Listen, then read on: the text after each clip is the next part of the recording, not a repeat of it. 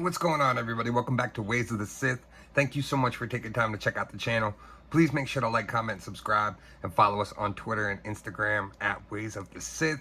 So welcome back for episode 2 of Comic Relief. Last week I only had one issue, so this week I just combined last week's and this week's, and here are my pickups for this week. So let's dive into each one of these issues and see what's going on. Alright, so first up, we're going to be going over Venom number 12. This is the Legacy version 212. The story has been a little bit complicated to keep up with. It might scramble your brain a little bit, me trying to explain it to you, but in simplest terms, it's a time loop story where Eddie is trapped without a body, basically, and is bouncing consciousness to consciousness between the different symbiotes and leaving pieces of himself attached in like this weird time loop. His son Dylan is currently in possession of the Venom symbiote. Eddie encouraged his son to bond with the costume, and now the symbiote and Dylan are on this path, basically, that they're unraveling this weird time mystery. Like I said, me trying to explain it is kind of complicated. When you read it, you get a little better sense, but even I am still slightly confused as to what exactly is going on. But it seems that there's another issue of Dylan. When he bonds to stuff and bonds to the symbiotes, he basically breaks them free of the hive mind. And it was almost kind of hinted at that somewhere along the way during the battle with Null and Eddie, Null left a piece of his consciousness like behind, and that's kind of what they hinted at the very end, is that like this isn't actual Eddie, this is just a figment of Eddie. It's very complicated.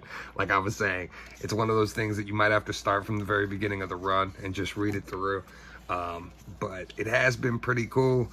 And introducing a lot of different symbiote hunters that, you know, this guy, and this is Sleeper, another symbiote who basically just found all the ways to curtail the weaknesses of symbiotes. So it's pretty cool seeing some lore expanded on the characters and some different things, you know, since they've done King in Black and the Null story. But at the very end, like I said, they kind of hinted at that there's this Dylan Null Venom hybrid here. So I'm guessing this is what Dylan's eventually supposed to become, but we'll find out in the next issue. It says a codex that was left behind. So it seems like an imprint of Null and like the knowledge and the power, but it looks more like Dylan here. So we'll see what happens in the next issue. Overall, it's been cool. I really love Eddie Brock as a character. It's been really cool to see him come back. I'm missing Flash Thompson slightly, but this is still a cool book. Alright, so next up is StarWars 29. In StarWars currently, all of the issues are taking place between Return of the Jedi and Empire Strikes Back. And they're basically filling in what's happening during the time that Han is basically taken prisoner by Boba and in Jabba's palace. So it's pretty cool to see. You're basically seeing them on the run and building up the Rebel Empire. And in this issue, we get a look at Admiral Holdo, who they've tried to introduce and tried to make like a cool character in the books.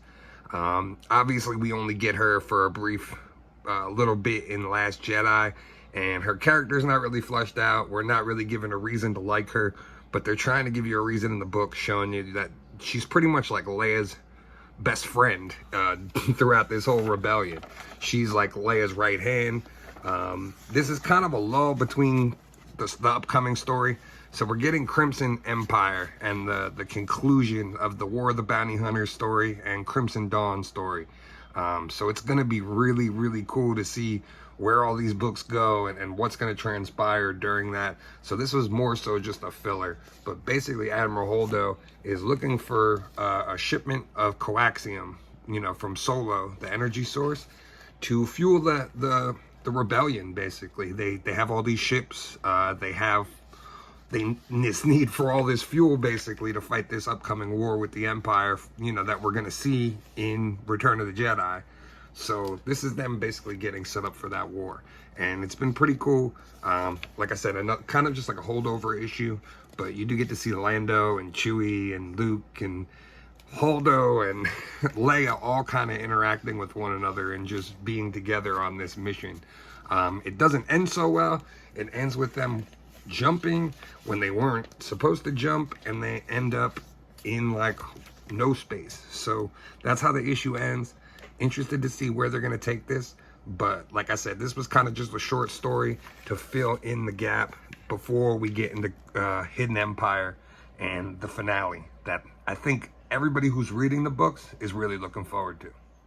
And last but not least, The Amazing Spider-Man number 12 by Zeb Wells and John Romita Jr. Oh my God, this book has been really one of my favorite books. They've taken Spider-Man back to being kind of more relatable to your everyday person.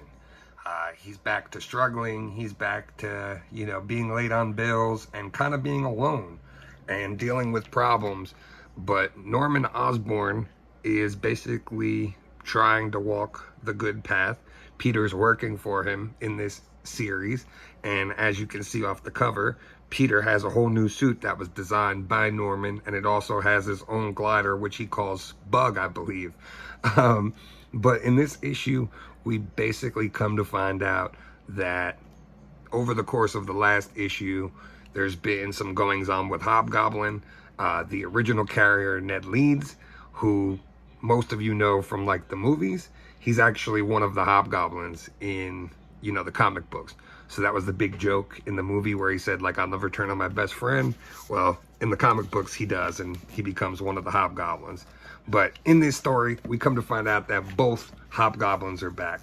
So Kingsley, who is the original Hobgoblin, and Ned Leeds, who is the second Hobgoblin, basically put Norman Osborn in the hospital. They set him up, and Peter basically comes to find out that it's not just one goblin he's dealing with two.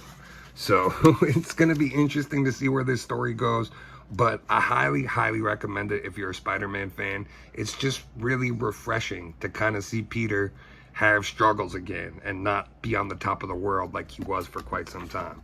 So definitely a book I highly, highly recommend picking it up. It's been really, really enjoyable so far. So that'll do it for this episode of Comic Relief.